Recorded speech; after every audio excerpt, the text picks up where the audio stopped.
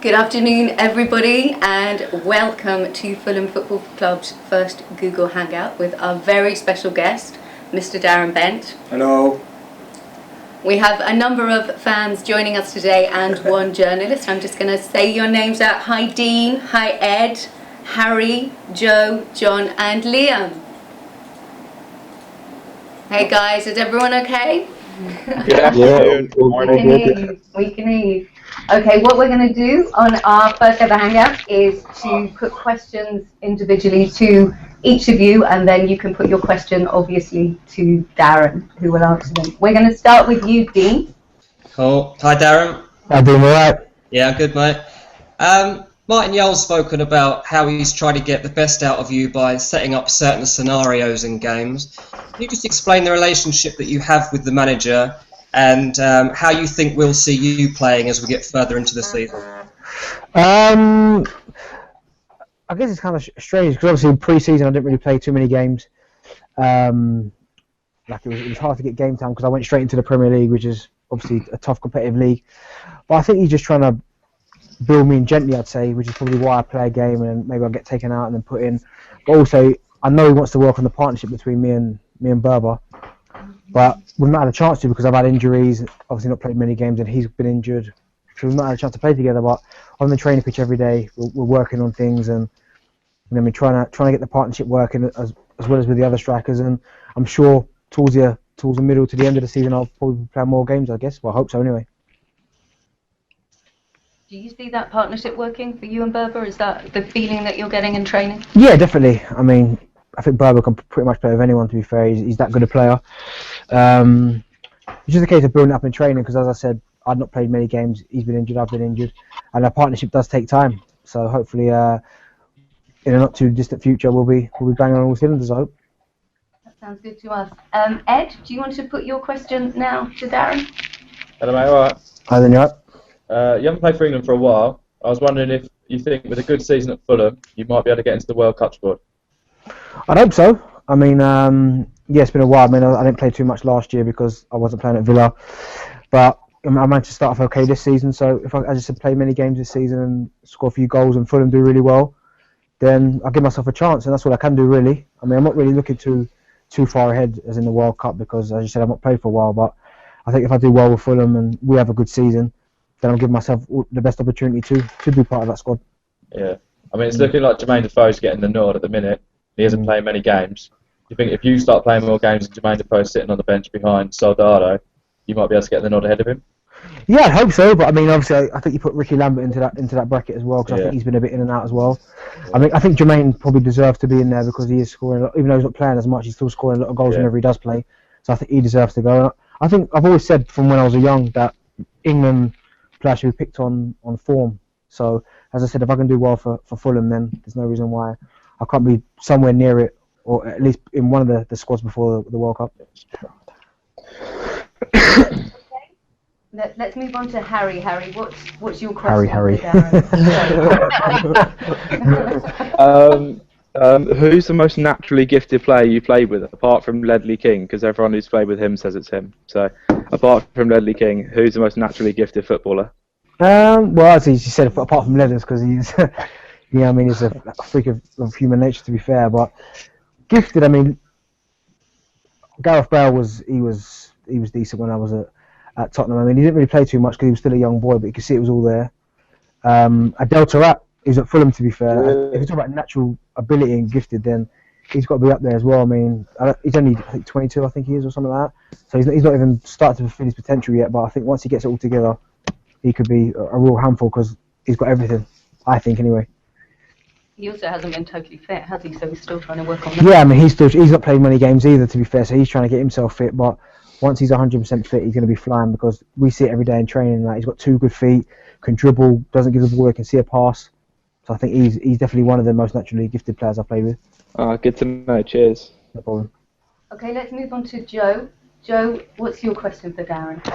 Hi, can you hear me now? You couldn't hear me before. Yes, yeah, just about, yeah. Okay, I live in Spain and I watch the Spanish league quite a lot. And only really British player, Bale, was made it into a foreign league outside of the Premier League. And I was just wondering if it's anything that you've ever considered in the past, or maybe in the future, to play outside of England. Yeah, it's like I thought about. I mean, I've had opportunities before to go abroad, but for me, it just wasn't the right time. And also, I think the Premier League is the best league in the world and the most competitive. And to be fair, a lot of the best players in the world come to the Premier League because it is such a good league. On any given day, any team could beat anyone. Whereas I think in the Spanish league and the Italian league, sometimes it's kind of a foregone conclusion. Like whenever Real Madrid or Barcelona play against anyone else, they're always going to win the game. Whereas in the Premier League, definitely. as you've seen in the Premier League this season, like Manchester United have been beaten at home to West Brom. Like people would have never called that. Man City getting beat by Cardiff. So I think it's just the most interesting and the most up and down league in the world. And for me, like it's the only place I want to play at the moment. But in the future, we'll have to see. But for now, like I wouldn't want to be in any other league, I guess. All right. What do you think of the Premier League, Joe? Oh no, I think it's the best league in the world. I do. I think it's like Darren said, like it's really competitive. You know, the top teams can play the lower teams, and it will still be a great match. Yeah. Out in Spain, sometimes you watch, Barcelona against one of the bottom teams, and it's just not worth watching because of course. Exactly. Yeah. Okay, we're going to introduce John. John's joining us from the United States, where I believe it's around about 6 a.m. So good work, John. Good work. Thank you, Sarah. We're up to 7 a.m., so it's 7 a.m. Okay, well then that's I think his clock's wrong. my clock is wrong. It's an hour off. It is actually an hour off. Is that to get you up earlier? I think so, yeah. What's your question for Darren? Darren, I was wondering, you've played for a couple teams other than Fulham that have played against Fulham. Which defenders on Fulham do you not look forward to coming up against when you were with other teams? Always playing against Breda and Aaron Hughes was always hard, always difficult. I mean, as a partnership and a pair, probably I'd say they're probably in the top 5 best partnerships in the Premier League. To be fair, whenever I came down to play against Fulham or they came to wherever I was playing, it was always a difficult game. There was always only 1 or 2 chances that were created, and it was always a difficult game. Like as I said, you always get half a chance or maybe 1 chance, and you have to take it, or you weren't going to get anything else. So I used to hate playing against them too. I always just look at the fixture list and think, it's always going to be a tight game because them two are as a pair are up there. They're really, really good. How many goals have you scored against Fulham? 1, I think. Is it 1? Yeah, I think so. Yeah, 1, I think. Yeah, against Fulham. So that tells you everything. Yeah, since Breda's like 7 feet tall and feasts on the blood of his enemies. As I said, I think they complement each other well. Like, because Aaron Hughes is the quicker out of the two, but I said Breda he's got the height, and to be fair, Aaron Hughes can jump as well. So as I said, them two are always difficult to play against. Well, Breda played when he was in his last match with Norway. They had him up as striker. Did you give him a hard time about that? I don't even know until you just told me, but I will. When I go back to the dressing room, I will have a little word with him. Yeah, ask him how it was playing up front for a change. Yeah. Okay, let's bring Liam in now. Liam, hi, how are you? What's up? What's happening? Yeah, I'm not bad, thanks. Hi Liam, you right? Yeah, not bad, Dan. How are things? Yeah, not too bad. What's your question for Darren, Liam? I see you have Billy the Badger in the corner there. Good work. Follows me wherever I go. Something I've always wondered, is there anything that compares to, I mean, obviously it's a great feeling, but is there anything that compares to, when you score, when you put it in the back of the goal? Like, can you describe that feeling?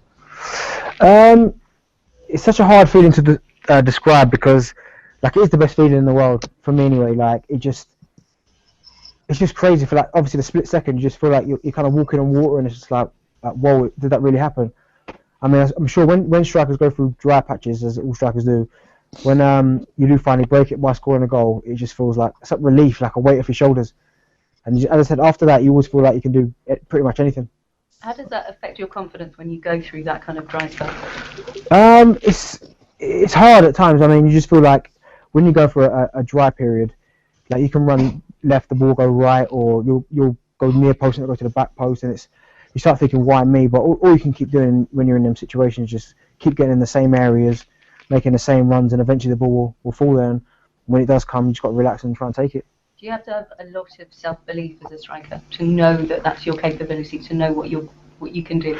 Yeah, I'd say so. I mean, if you look at someone like Torres, for instance, like he went for a period where he was getting hammered left, right, and centre, and for me, he's still one of the best strikers in the Premier League, if not in the top 3 best strikers in the Premier League. But he went for a period where it was hard, everyone was on his case, but I still think he still came out and the other side okay, because he still scored in the UEFA Cup final, and he still scored, I think, 17 goals last season. So it does show that when you go for a hard period like he did, that you can come out strong with the other side. Okay, let's move back to Dean. Yeah, Darren, you talk about goals there. I think you're only a couple away now from going into the top 20 of all-time Premier League goal scorers. What does your record mean to you, and how are you feeling at this stage of your career? Yeah, I feel fine. I mean, obviously, like last season, I didn't play much under Paul Lambert for whatever reason. The season before, I only played half a season, and I had an ankle injury. So I kind of feel in my head I missed out on 2 seasons really, because I think I had about 10 goals up until Christmas a couple of seasons ago before I did my ankle. So I thought that season was going really well. But for myself now, it's just about staying injury free. That's what I'm trying to do. Work hard in the gym, make sure I don't miss too many more games, because as I said, I'm getting on. So I am proud of the goal record, and hopefully I can get in the top 20, as you said, of all time. So the main thing is I just keep trying to stay fit, keep myself on the pitch, and then hopefully the goals will start flowing from there. Do you have a target each season, or do you not do that? No, not really. I don't really like to put myself under too much pressure. Like, before the season starts, I always think about getting the first one. That's the most important, and then the next target's always 10. But I never really set a end of season target. Yeah. Once I get to a certain point, I just kick on from there. Really. Thanks, Steve. Nice question. Ed, next question from you, Ed. I was wondering, as a Fulham player, what's your favourite away ground to play at? I do like the Emirates. Yeah. It's always a good stadium to play at. St James's Park, probably one of them too. I do like St James's Park as well. It's always got a good atmosphere there. It's big, and you know they're quite a good footballing team. So it's always a good game of football. So it's not like it's going to be a battle. It's going to be good football played. So I'd say one of them 2 stadiums. Probably Arsenal probably shades it. Yeah. Did You like playing up with the Geordies? Yeah. Sorry, John, what was that? You like playing up with the Geordies? Yeah, I mean, when I was at Sunderland and we used to play against Newcastle, they were always good games, like really fiery games. But I mean, I get a lot of stick when I go up there for one, playing for Sunderland, and 2, not going there, not signing for them. So I still get a lot of stick when I go up there. But it's always a good place to play, and it's a good stadium. When you get stick, how do you respond from getting stick? Do you perform better, or does it affect you? Like, what do you feel about it, or is it just normal? Do you just carry on with your own? I think you tend to hear the stick more so before the game, and in the warm-up, like you hear it more so then, because when the game kicks off, you kind of forget about everything else and just get on with the game. But I mean, when I first went back to Sunderland, I took a lot of stick. Like first half, I wasn't really myself because I couldn't really concentrate. I couldn't believe what I was getting. But second half, after that, I relaxed and it was fine. But now I just get on with it. It's just part and parcel of the game now, so just have to get on with it. Right. Okay, Harry, shall we go back to you and ask you your next question? How influential was Martin Yole in Fulham? Can you hear that? No, I can't hear you. Sorry, Harry. Try that one again. How influential was Martin Yole in you joining Fulham? Yeah, it was massive. I mean, I spoke to a few other clubs before I came to Fulham, but I knew that Fulham were in for me. And then the moment, obviously, Martin Yole called me, like I knew straight away that I wanted to come here just because I'd worked with him before, and I know what kind of manager he is and man manager when it comes to players. So I just thought to myself, at this stage, like I need to be someone I knew, as I said, the manager, and had a good relationship with the manager, and I've got a really good one with him. And I said that was the telling factor of me coming to Fulham, because he's in charge. Okay, just. Have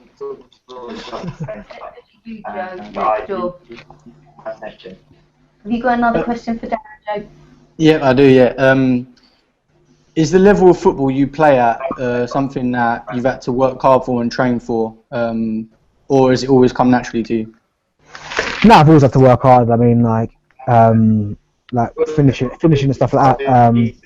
I've had to work at that because when I was a young kid, I probably missed 3 chances to score 1. So I've had to work on that. I mean, probably the most natural part of my game is probably getting in the positions to score the goals. So that was really never a problem. It was just the finishing side of it, which I've had to work hard for years now and try and maintain, to be fair. So I'd say everything I've had to do now is had to be worked at, I'd say. Not too many natural gifted footballers, I'd say, nowadays. I mean, even the ones that are like Cristiano and that, I'm sure they still have to put the work in and the time on the training pitch. Yeah, well, I mean, even in the goals you've scored for Fulham, you've always been in the right position and managed to put them in. Okay, yeah, because as I said, like I think that's probably the most natural part of my game was getting into the position to score the goals. But before, I'd probably panic or snatch at a shot or not relax when I got them chances. But over the years, I've had to work, and now 9 times out of 10, if I get the chance, then I know what to do with it and make the right decision. Yeah. Okay, John, let's bring you again. Well, Darren, yesterday when I got the call that said that I was going to get to interview you, the only question I could think of was, how does he feel about Marmite?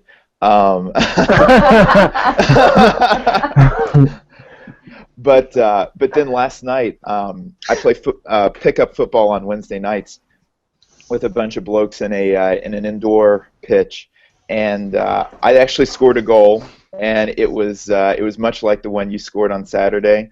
I popped it up over the goalkeeper. It was a tricky one. So I guess I've been playing football for all of about 10 months. I started last winter. What advice would you give to somebody, old or young, about starting off in the beautiful game? I'll probably just say enjoy it, stay dedicated to it, I guess, and just work hard. I mean, I think they're the biggest things is just being dedicated to the sport. I mean, there's a lot of kids when I was younger that had all the ability in the world to go as far as I wanted to, but they never had the dedication to it.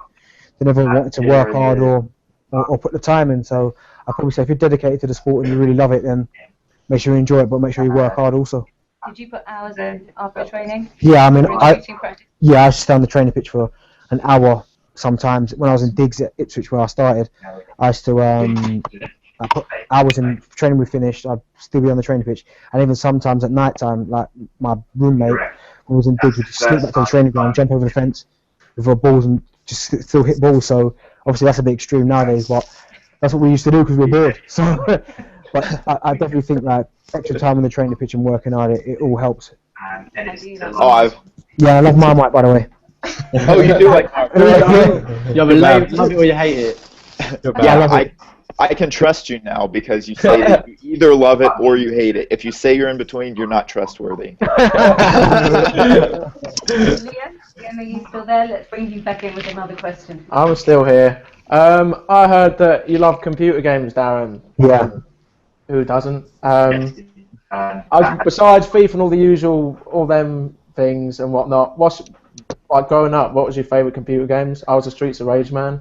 Yeah, but personally, my favourite game ever was Streets of Rage as well. I'm really on that One or two. One, I didn't like 2 when they had the rollerblade guy and all that. Oh, 2 was the That one. wasn't me, that. We're gonna fall out. Yeah, number one though. Number one is Streets of Rage is my favourite game ever. Like I still play it now because they brought out that 100 games on one disc, didn't they, for the Xbox. So I still have a play now, but obviously nowadays with the gaming nowadays, like I obviously play FIFA, Battlefield and the Call of Duties. Like I play all them games. Good man. Yeah, it's all about Streets of Rage. Not 2 though. No, it's definitely 2. Okay, let's go back to Dean Jones now and ask Dean for your final question to Darren. Yeah, Darren, we talked about how not so long ago you were one of the first names on the England team sheet. What's it like these days during an international break? How do you find it and what are you doing on a day-to-day basis? Well, because I've not been involved for a little while, I've kind of forgot the feeling, but I remember before, like, it was good. Like, it was relaxing. I'm not sure what it's like under Roy Hodgson because I've not been involved with Roy, but for Capello, like, at first it was all tense and quite structured, but towards the end he kind of relaxed and you kind of look forward to it. I mean, it's a bit nerve-wracking because you are playing at the top level. There's no high level in international football, so you can't hide. I mean, I managed to play some good games at Cardiff against Wales, certainly in Millennium Stadium, and obviously the Moldova game, where the Montenegro game, sorry, where Rooney gets sent off. That was quite a good game. But as I said, it's you can't beat the feeling walking out for your country, singing the national anthem. It's the best feeling, and as a kid, it's what you grow up and what you dream about. And I said I managed to do it. You know all the words? No, I mean I know most of the words, but I'll try. Darren, that is awful. Sing it. Sing it for us. Sing it now. Right now. I'll do the high bit.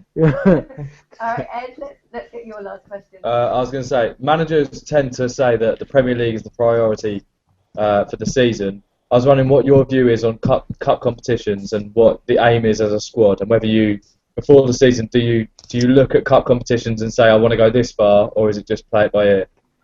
I understand what managers mean about their players, because obviously in the Premier League, especially with managers' jobs, you have a few results and you're out. So if your best player's going away, obviously to play for his country and getting injured, then it's not helping the manager out, especially in the Premier League, because as you've seen, managers don't really get that much time at all with their jobs. But as I said, as a player, you want to play in all games. I mean, you want to play for your country, you want to play in the cup games, because like I've been fortunate enough to play in a couple cup finals, and that day is unbelievable. Like you go there, obviously the suits, the crowd, that whole atmosphere is just brilliant. I know the fans love, you know what I mean, days out. I mean, obviously Fulham got to the UEFA Cup final not too long ago, so that must have been fantastic for the fans, for the players, for everyone. So for us as players, if we can get to cup finals, we love it. I mean, we don't try to think, it's Carling Cup, we'll leave it. Every game we play in is competitive. If we can get to 2 cup finals and do well in the Premier League, then what a season that is. So when it comes to cup games, do you have an influence on, because the managers, some managers tend to put out second string teams. I was wondering if players have an influence on team selection. So can you go to the manager and say, look, I feel fit, I want to play this game, or is it literally down to Martin Yao as to when he says, I want to put that team out, and that's what's going to happen?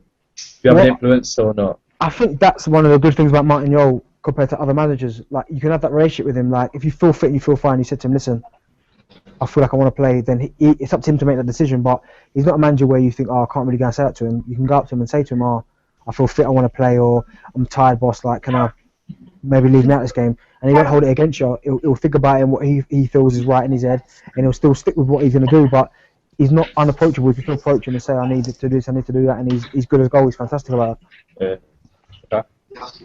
Okay, let's move on to Harry again. Harry, what's your last question, Darren?